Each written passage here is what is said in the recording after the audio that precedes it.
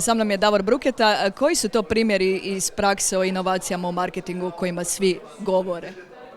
Svi naravno govore o umjetnoj inteligenciji, međutim umjetna inteligencija je strašno pametna, jako brzo uči i to primjenjuje.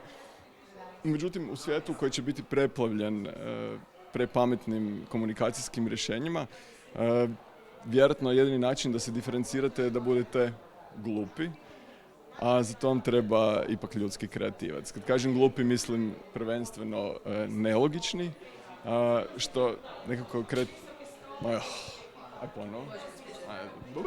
Ajmo ponovo. Cijeli svijet priča o tome kako će AI zamijeniti kreativce. Mi smo se nekako više nadali da će digitalizacija zamijeniti neke manje zanimljive poslove. Međutim, u svijetu u kojem će komunikacijski prostor biti preplavljen perfektnim rješenjima koje će proizvoditi umjetna inteligencija, vjerojatno će vam jedini način da se istaknete biti da radite nešto glupo. A za to vam treba čovjek. Kad kažem glupo, mislim na nešto manje logično, manje uobičajeno, nešto iza čega ne postoji ta jednostavna logika desne polovice odnosno lijeve polovice mozga koju umjetna inteligencija primjenjuje. Čovjek je puno kompleksnije biće nego što možda nam se na prvi pogled čini.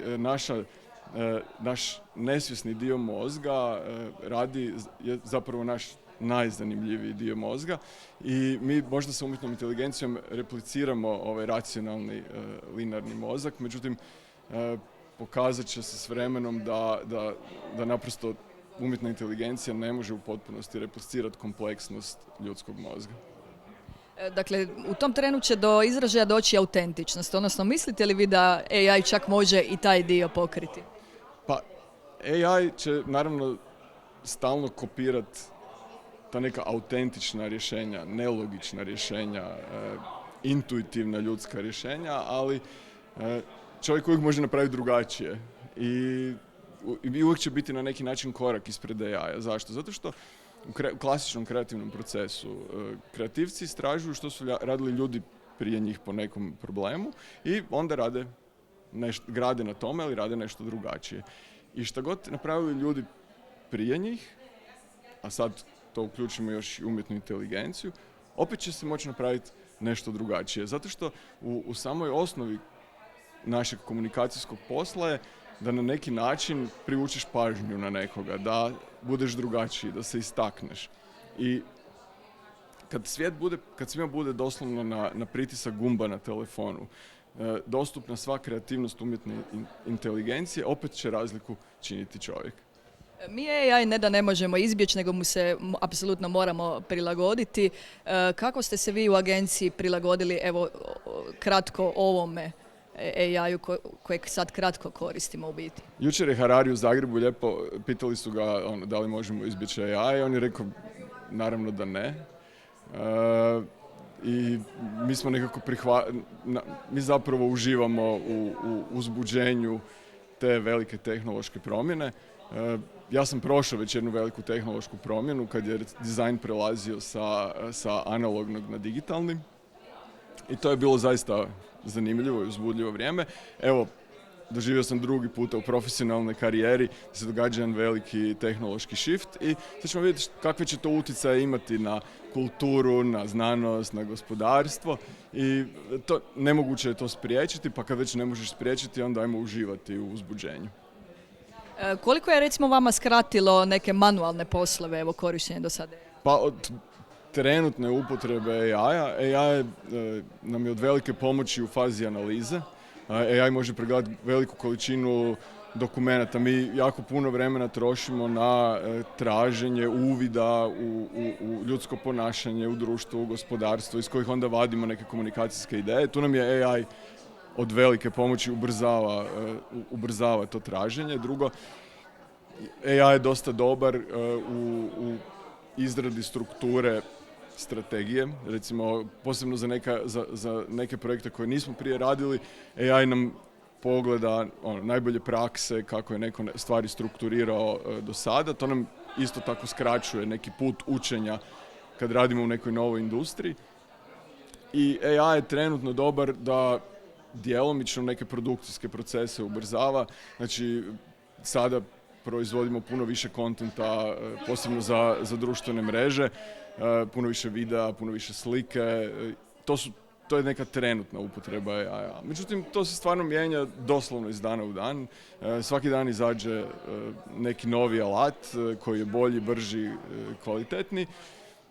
I evo, vidjeli smo i WPP je jučer pustio informaciju da nude sad klijentima potpuno AI agenciju, prvenstveno za neke manje klijente koji si nisu mogli priuštiti agencije. Vidjet ćemo sad koja je kvaliteta toga. Međutim, kao što sam rekao, u svijetu u kojem, čime se mi bavimo? Mi se bavimo time da pronađemo malo pažnje za naše klijente, da oni mogu isporučiti svoju poruku.